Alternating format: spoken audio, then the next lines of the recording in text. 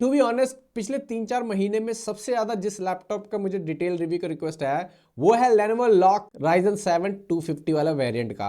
चाहे 5050 हो या 5060 हो, काफी मुश्किल से मैंने लैपटॉप अरेंज किया गाइस। ये लैपटॉप मुझे मिल ही नहीं रहा था, सो इसलिए वीडियो लाने में थोड़ा लेट हो गया।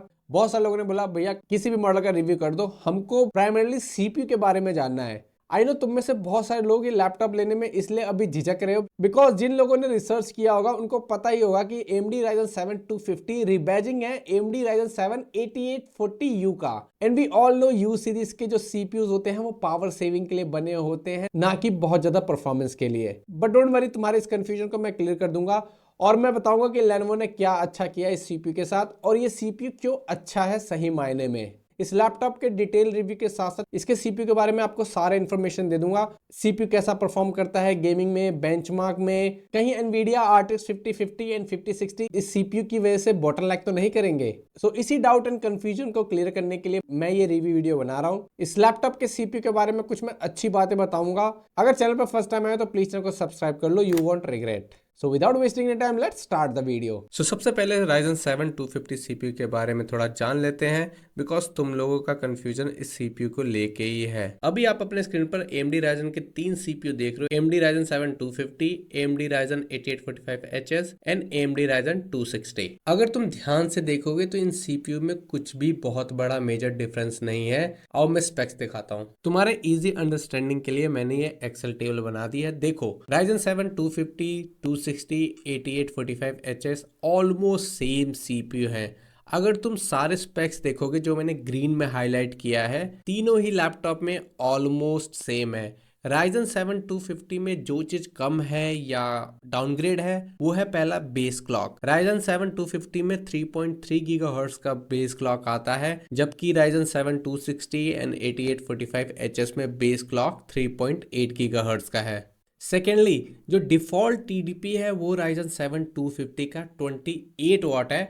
बिकॉज मैंने वीडियो के स्टार्टिंग में तुमको बताया था Ryzen 7 250 रीबैजिंग है Ryzen 7 8840U का। And we all know U series के जो CPU बनाए जाते हैं वो बेटर पावर एफिशिएंसी के लिए बनाए जाते हैं सो दैट लैपटॉप ज्यादा battery backup they. But Lenovo ने यहाँ पे स्मार्ट गेम खेला है। TDP CPU के पावर को रिप्रेजेंट करता है। 28 वाट की जगह अगर तुम इस CPU को 40 वाट 50 वाट पावर दोगे तो ऑब्वियसली ये CPU अच्छा परफॉर्म करेगा।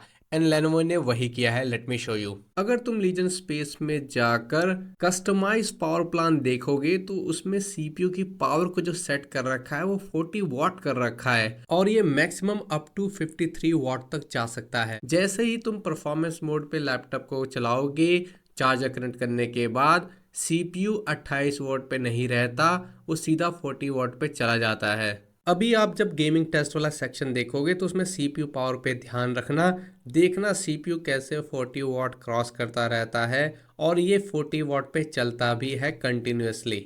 लैपटॉप को जब आप क्वाइट पावर मोड पे रखते हो तो 25 वॉट के आसपास इसकी TDP रहती है।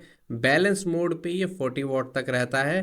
परफॉर्मेंस में 40 वॉट भी क्रॉस कर जाता है, यू कैन सी। अब मैं तुमको एक और इंटरेस्टिंग चीज बताता हूँ। देखो बहुत ज्यादा हाई पावर वाला CPU लैपटॉप में उतना यूजफुल नहीं रहता है। फॉर शॉर्ट ड्यूरेशन सिनेबेंच में आपको अच्छे स्कोर मिल जाएंगे, बट आप लॉन्ग ड्यूरेशन के लिए जब चलाओगे सिनेबेंच तो आपको स्कोर डिक्रीज होते दिखाई देते हैं। फॉर एग्जाम्पल अगर आप ये ग्राफ देख रहे हो तो आप देख सकते हो कई सारे लैपटॉप हैं कलर से हाईलाइटेड हैं और उनके नाम भी मेंशन है। उनके स्कोर्स स्टार्ट तो होते हैं ज़्यादा बट आफ्टर सम टाइम वो ग्रेजुअली डिक्रीज होते रहते हैं।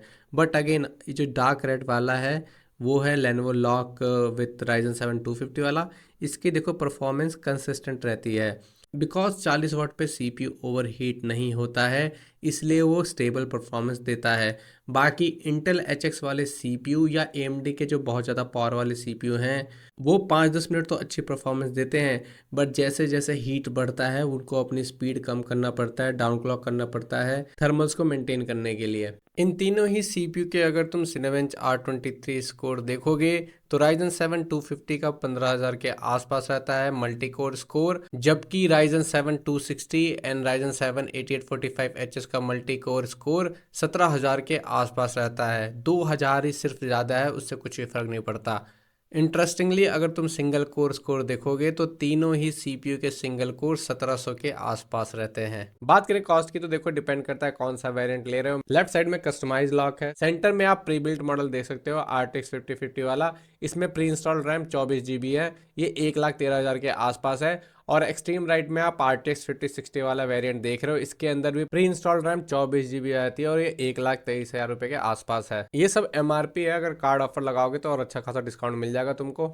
अगर तुमको लैपटॉप ऑनलाइन लेना पसंद है तो मैंने Amazon फ्लिपकार्ट के एफिलिएटेड लिंक दे दिया है, तुम वहां से भी लैपटॉप जाके खरीद सकते हो। प्री बिल्ट वेरिएंट चाहे RTX 5050 या 5060 हो, दोनों के अंदर प्री इंस्टॉल्ड ऑफिस होम 2024 मिल जाता है। अगर आप कस्टमाइज वाला वेरिएंट लेते हो तो आपको 2,000 रुपए दे के ऐड करना पड़ेगा। बात करूं डिजाइन की तो देखो डिजाइन एग्जैक्टली सेम है लास्ट ईयर की तरह।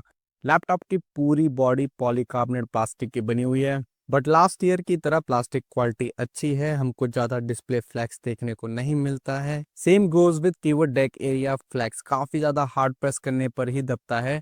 Plastic quality is good. Hinge quality को भी लेनोवो ने मेंटेन किया है, हमको वॉवलिंग काफी कम देखने को मिलती है। डिस्प्ले के लिड पे आपको नॉच मिल जाता है जिसकी हेल्प से लैपटॉप को एक हाथ से खोलना और बंद करना काफी ज्यादा आसान है। लैपटॉप पूरा इजीली 180 डिग्री खुल जाता है। 4 एयर इनटेक, लैपटॉप के बॉटम साइड पे आपको काफी ज्यादा ओपनिंग मिल जाती है। एग्जॉस्ट वेंट आपको लैपटॉप के बैक साइड में मिल जाते हैं। लैपटॉप का वेट 2.4 kg है and including charger total weight 3.1 kg। बात करें लैपटॉप की डिस्प्ले की तो 15.6 इंच का डिस्प्ले आता है जो मैक्सिमम 1080p रेजोल्यूशन को सपोर्ट करता है। पीक ब्राइटनेस लैपटॉप की 300 निट्स है, ये है इसका लोवेस्ट ब्राइटनेस और ये है इसका maximum brightness. Display 100% sRGB colour gamete को सपोर्ट करता है। Maximum supported refresh rate 144 hertz है और minimum 60 hertz. Response time 20 millisecond है। लैपटॉप में आपको मग स्विच का सपोर्ट मिल जाता है, इसके साथ साथ ये एडवांस ऑप्टिमस और एनवीडिया G-Sync को भी सपोर्ट करता है। और ये है इसके डिस्प्ले का IPS ब्लीड। IPS ब्लीड बहुत ही कॉमन है, जितने भी IPS पैनल डिस्प्ले आते हैं सब में थोड़ा बहुत होता है, ये वेरी करता है यूनिट टू यूनिट। सीपीयू के अंदर आता है AMD Ryzen 7 250। ये 8 कोर का सीपीयू है जिसका बेस क्लॉक 3.3 GHz है। डिफॉल्ट TDP 28 वाट है, but as I said earlier Lenovo ने इसको मॉडिफाई कर रखा है एंड ये सीपीयू अप टू 50 वाट तक चला जाता है कभी कभी। सीपीयू के अंदर इनबिल्ट iGPU भी आ जाता है for better battery backup. We will see ये लैपटॉप कितना बैटरी बैकअप देता है in charger and battery backup section. CPU के अंदर इनबिल्ट NPU भी आ जाता है जिसका मैक्स AI टॉप्स है 16। डेडिकेटेड GPU एनवीडिया RTX 5050 आ जाता है with max power 115 watt. We will see 115 watt use होता भी है या नहीं in gaming section. SK Hynix की 24 GB की DDR5 रैम आ जाती है जिसकी स्पीड है 5600 MT पर सेकेंड। रैम अपग्रेड के लिए आपको एक एक्स्ट्रा स्लॉट भी मिल जाता है। वेस्टर्न डिजिटल की 1 TB की Gen 4 SSD आ जाती है जिसकी रीड राइट स्पीड काफ़ी अच्छी है। I will show you in benchmark section. MediaTek का Wi-Fi 6 मिल जाता है और गीगाबिट इथरनेट पोर्ट भी रियलटेक का ही है। बात करें अपग्रेडेबिलिटी की तो देखो लेनोवो बोलता है मैक्सिमम 32 GB रैम, बट आप इजीली 64 GB तक रैम इसमें अपग्रेड कर सकते हो। मदरबोर्ड एंड CPU दोनों सपोर्ट करता है। SSD के लिए भी आपको एक एक्स्ट्रा स्लॉट मिल जाता है। लेनोवो बोलता है 2 TB, बट इजिली 4 TB तक कर सकते हो 2 TB की आप 2 स्टिक लगा के। बट एक चीज याद रखना, जो प्राइमरी SSD स्लॉट है वो 4x4 PCI लेन को यूज करता है, बट सेकेंडरी SSD स्लॉट वो 4x2 लेन्स का ही यूज करता है। इसलिए आपको सेकेंडरी स्लॉट में मे भी कम स्पीड देखने को मिलेगी SSD की compare to first slot. Compatible SSD के लिंक भी मैंने डिस्क्रिप्शन में दे दिए, ले सकते हो। Cinebench R23 CPU single core and multi core scores, I would say scores अच्छे हैं। Ryzen 7 260 एंड Ryzen 8845HS के स्कोर्स 16 से 17,000 के आसपास आते हैं। 3D Mark Time Spice CPU and GPU scores अच्छे हैं। Geekbench CPU single core and multi core scores and Geekbench GPU scores दोनों स्कोर्स डिसेंट है। Blender CPU स्कोर्स डिसेंट है। Blender GPU स्कोर अच्छे हैं काफी, 3000 के आसपास ही आते हैं। RTX 5050 के स्कोर्स, Photoshop बेंचमार्क स्कोर्स भी काफी अच्छे हैं। Same goes with Adobe Premiere Pro benchmark scores, ये भी काफी अच्छे हैं। और ये है इसके SSD की रीड एंड राइट स्पीड जो कि काफी अच्छी है। फर्स्ट गेम है साइबरपंक। इसको हम लोग अल्ट्रा प्रीसेट पे खेल रहे हैं on 3 different setting. Left side में हमने DLSS अप स्केलिंग को ऑफ रखा है और फ्रेम जनरेशन को भी ऑफ रखा है। ऑन एवरेज हमको 100 FPS के आसपास मिल जाते हैं। सेंटर में हमने DLSS को क्वालिटी पे सेट रखा है और DLSS फ्रेम जनरेशन को 4x पे सेट किया हुआ है। इन दैट केस हमको 200+ FPS मिल जाते हैं। एक्सट्रीम राइट में हमने फ्रेम जनरेशन के साथ साथ पार्ट ट्रेसिंग को भी ऑन कर रखा है। इन दैट केस अगेन हमको ऑन एवरेज 100+ FPS मिल जाते हैं, बट 1% लो काफी कम है।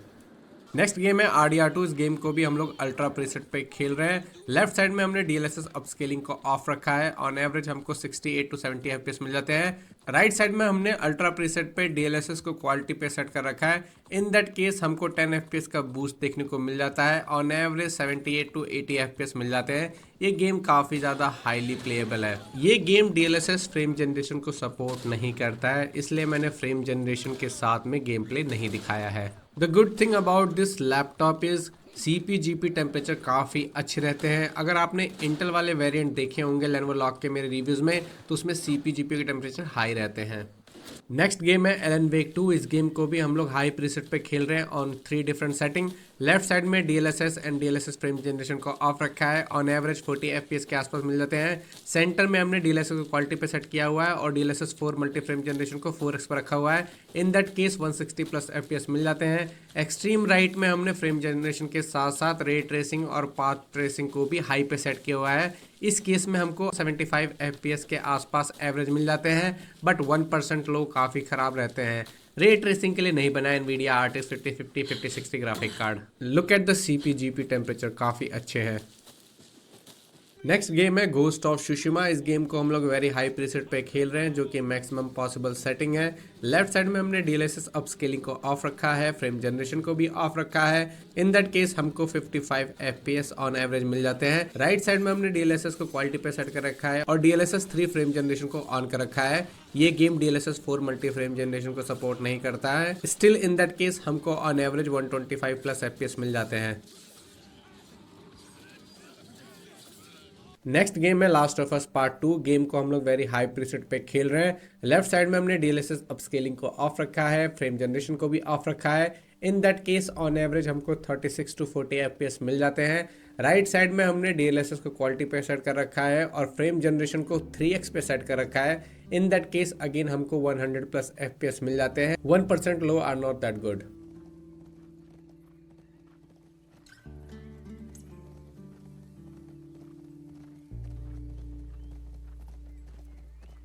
नेक्स्ट गेम वैलोरेंट है। ये एक CPU बाउंड गेम है। इस गेम को हम लोग मैक्सिमम पॉसिबल सेटिंग पे खेल रहे हैं ऑन 1080p। ऑन एवरेज हमको 180+ FPS मिल जाते हैं। किसी किसी मैप में हमको 200+ FPS मिल जाते हैं। मैप पे थोड़े बहुत फ्रेम्स डिपेंड करते हैं, बट स्टिल गेम काफ़ी ज़्यादा हाईली प्लेएबल है।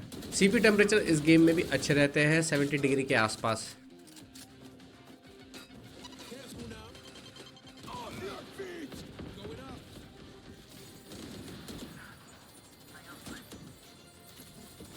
नेक्स्ट गेम है बैटलफील्ड 6। इस गेम को भी हम लोग अल्ट्रा प्रीसेट पे खेल रहे हैं। DLSS और फ्रेम जनरेशन को मैंने ऑफ रखा है। इन दैट केस आप देख सकते हो अगेन हमको 50 to 60 FPS मिल जाते हैं on average. On RTX 5050 I would recommend इस गेम को तुम लोग हाई प्रीसेट पे खेलो, ज़्यादा अच्छे FPS मिलेंगे। बट अगर अल्ट्रा प्रीसेट पे ही खेलना है तो आई वुड रिकमेंड तुम लोग DLSS फ्रेम जनरेशन को ऑन कर लेना, उस केस में आपको अच्छे FPS मिलेंगे।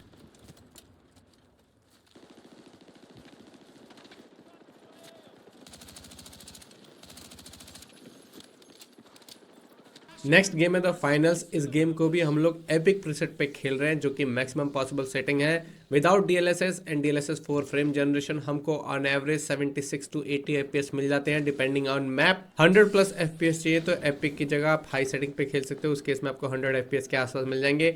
और उससे भी ज़्यादा चाहिए तो आप DLSS फ्रेम जनरेशन को भी ऑन कर सकते हो। मैं usually online game play without DLSS frame generation के ही दिखाता हूँ, बिकॉज मैं भी बिना फ्रेम जनरेशन के ही खेलता हूँ online games because of latency. Next game है मार्वल राइवल्स। इस गेम को भी हम लोग अल्ट्रा प्रीसेट पे खेल रहे हैं without any upscaling and frame generation. On average हमको 55 to 60 FPS मिल जाते हैं डिपेंडिंग ऑन द मैप।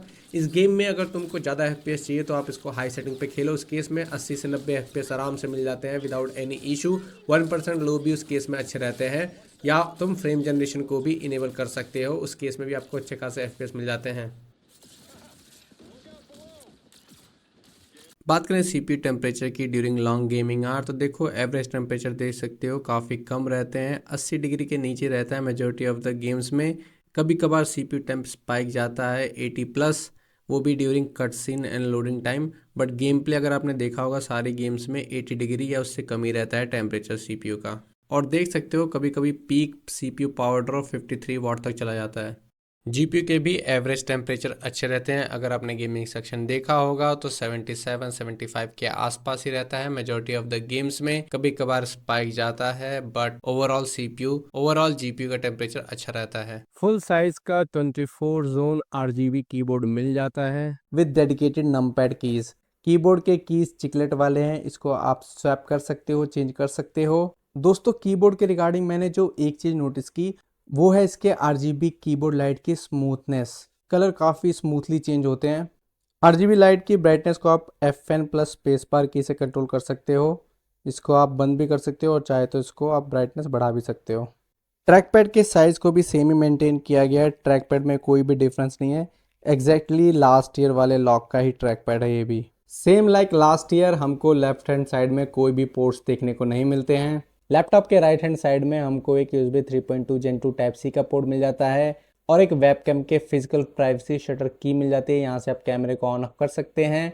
और एक कॉम्बो ऑडियो माइक्रोफोन जैक मिल जाता है। एक USB 3.2 Gen 1 टाइप ए का पोर्ट मिल जाता है। मेजॉरिटी ऑफ पोर्ट्स लैपटॉप के बैक एंड साइड में है, same like last year. Back side में आपको दो USB 3.2 Gen 1 टाइप ए का पोर्ट मिल जाता है, एक HDMI का पोर्ट मिल जाता है, एक LAN पोर्ट मिल जाता है और एक पावर केबल को कनेक्ट करने के लिए। Speakers and sound quality same है लास्ट ईयर की तरह ही। दो डाउन फायरिंग स्पीकर मिल जाते हैं लैपटॉप के बॉटम साइड पे।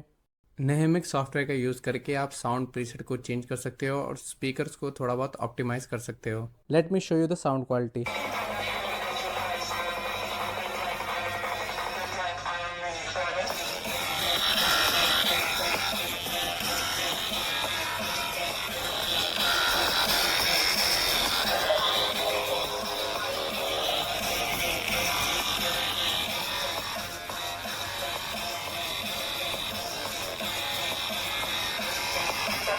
अभी आप ये वीडियो रिकॉर्डिंग इसके इंटरनल वेबकैम के थ्रू देख रहे हो। 5 मेगापिक्सल का कैमरा है और ये मैक्सिमम 1440p पे वीडियो रिकॉर्ड करता है एट 30 fps। ये ऑडियो भी इसके इंटरनल माइक्रोफोन्स के थ्रू रिकॉर्ड हो रही है। डुअल एरो माइक्रोफोन का सेटअप आ जाता है with noise cancellation. Video quality देख सकते हो गाइस काफी अच्छी है। इस बजट में जितने भी लैपटॉप आते हैं किसी के अंदर 5 मेगापिक्सल का कैमरा नहीं आता और मोस्टली 1080p टू 720p पे ही वो वीडियो रिकॉर्ड करते हैं। और प्राइवेसी पर्पस कैमरे के लिए फिजिकल प्राइवेसी शटर भी दिया गया है। 2025 वाले लॉक के अंदर आपको अगर अपने लैपटॉप के परफॉर्मेंस को ऑप्टिमाइज करना है तो उसके लिए लेनोवो ने एक अलग से सॉफ्टवेयर दे दिया है जिसका नाम है लीजन स्पेस। इसके अंदर बेसिकली आप पावर मोड सेलेक्ट कर सकते हो, क्वाइट, बैलेंस, परफॉर्मेंस या फिर कस्टम पावर मोड, जिसके अंदर आप परफॉर्मेंस के हिसाब से एडजस्ट कर सकते हो। पावर मोड सेलेक्ट करने के साथ साथ आप यहाँ से आरजीबी लाइट को भी कंट्रोल कर सकते हो, ब्राइटनेस कम ज़्यादा कर सकते हो लाइट की, और यहाँ से आप थीम भी सेलेक्ट कर सकते हो। यहाँ मल्टीपल थीम्स हैं। उसके साथ साथ आप जीपीयू का वर्किंग मोड सेलेक्ट कर सकते हो, hybrid mode, DGPU mode, hybrid IGPU only mode या हाइब्रिड ऑटो मोड अपने हिसाब से। मोड सेटिंग के अंदर आप परफॉर्मेंस ऑप्टिमाइजेशन के सेटिंग्स को देख सकते हो। जैसे मशीन लर्निंग को इनेबल कर दोगे तो ये जो लेनोवो का AI चिप है वो आपके बिहेवियर को लर्न करता रहेगा और उसके हिसाब से CPU GPU की पावर को एडजस्ट करेगा। Associated with system power mode को इनेबल करोगे तो जो भी विंडोज़ के डिफ़ॉल्ट पावर मोड होते हैं जैसे कि बैलेंस्ड, हाई परफॉर्मेंस, उसके साथ में सिंक रहता है। नेटवर्क बूस्ट यूजलेस फीचर है, अडेप्टिव रिफ्रेश रेट काम का फीचर है। इसको अगर आप इनेबल करोगे तो जब भी आप चार्जर को रिमूव करोगे तो ऑटोमेटिकली डिस्प्ले का रिफ्रेश रेट 60 हर्ट्ज पे सेट हो जाएगा to save battery. Now you are looking at the settings that you get in the BIOS. BIOS के अंदर आप F2 की प्रेस करके जा सकते हो during boot time. Fast boot को इनेबल डिसेबल कर सकते हो। डिस्प्ले सेटिंग के अंदर आप iGPU के डेडिकेटेड मेमोरी को भी इंक्रीज कर सकते हो। पावर मैनेजमेंट के अंदर आपको इंपॉर्टेंट सेटिंग मिल जाती है। बैटरी लेवल प्रोटेक्शन को इनेबल डिसेबल कर सकते हो, बट इस लैपटॉप में कुछ भी करने की नीड नहीं है। 245 watt charger is sufficient. Performance tuning के अंदर आपको जीपीयू और क्लॉकिंग इनेबल डिसेबल करने का ऑप्शन मिल जाता है। AMD बेस्ड सीपीयू है इसलिए आपको परफॉर्मेंस में कम ऑप्शंस मिल रहे हैं, अदरवाइज इंटेल वाले में आपको अंडरवोल्ट ओवरक्लॉक सब ऑप्शन मिल जाता है। सिक्योरिटी के अंदर आपको सिक्योर बूट इनेबल डिसेबल करने का ऑप्शन मिल जाता है। लैपटॉप के अंदर 60 वॉट आवर की बैटरी आती है। बात करें बैटरी बैकअप की तो 4K यूट्यूब वीडियो प्लेबैक में मुझे 4.5 घंटे का बैटरी बैकअप मिला। Battery backup test condition screen पे देख सकते हैं। लैपटॉप के साथ 245 वॉट का चार्जर आता है जो सफिशिएंट इस लैपटॉप को इनफ पावर प्रोवाइड करने के लिए। तो दोस्तों बात कर लेते हैं कंक्लूजन की, फाइनल वर्डिक्ट की। मैं समराइज कर देता हूं लैपटॉप में क्या अच्छा है क्या बुरा है सब कुछ। देखो Ryzen 7 250 is a good CPU. Performance इसकी ऑलमोस्ट सिमिलर है i7 13650HS के बराबर में। Ryzen 7 260 and Ryzen 7 8845HS almost 15% faster है कंपेयर टू Ryzen 7 250। कॉन्स की बात करूं तो इसका जो सेकेंडरी SSD स्लॉट है वो PCI Line 4x2 यूज करता है, इसलिए इसमें आपको SSD की स्पीड कम मिलेगी। सो मेरा फाइनल कंक्लूजन है कि तुम इस लैपटॉप को आंख बंद करके ले सकते हो। You will not be disappointed. So दोस्तों ये था इस लैपटॉप का डिटेल रिव्यू। अगर आपको मेरी वीडियो पसंद आई हो, इन्फॉर्मेटिव लगी हो तो प्लीज़ चैनल को सब्सक्राइब कर लो। अगर आपकी कोई लैपटॉप रिलेटेड क्वेरी तो मुझसे कमेंट में पूछ सकते हो, इंस्टाग्राम पे DM भी कर सकते हो। मिलते हैं किसी और वीडियो में। Till then bye, take care.